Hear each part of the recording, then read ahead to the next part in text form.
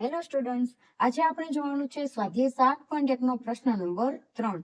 પ્રશ્ન 1 અને 2 already upload થઈ ગયા છે, તો જોઈ લેજો.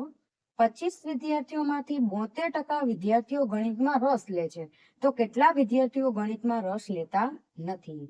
હવે દાખલાની શરૂઆતમાં આપણે શું લખવાનું કે ગણિતમાં રસ લેતા વિદ્યાર્થીઓ 72% છે.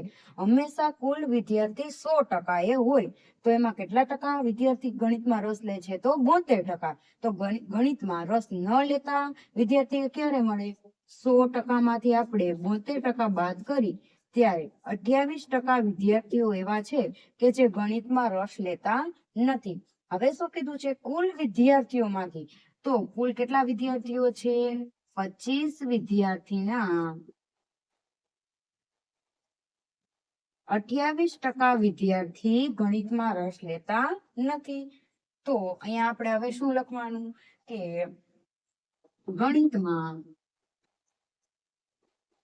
રસ ન લેતા વિદ્યાર્થીની સંખ્યા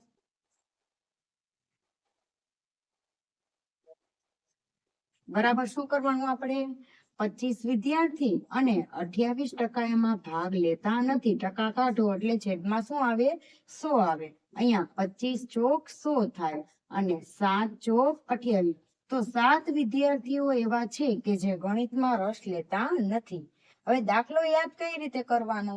સૌ પ્રથમ 100% વિદ્યાર્થીઓમાંથી 72% વિદ્યાર્થી ગણિતમાં રસ લે છે, તો 28% ગણિતમાં રસ લેતા નથી. તો 25 વિદ્યાર્થીઓએ 28% ગણિતમાં રસ લેતા નથી. તો પછી શું કરવાનું? ગુણાકાર કરવાનો. અહીંયા શું કર્યું? 25 ચોક 100 અને 7 ચોક 28. તો 7 વિદ્યાર્થીઓ આ છે કે જે ગણિતમાં રસ લેતા નથી.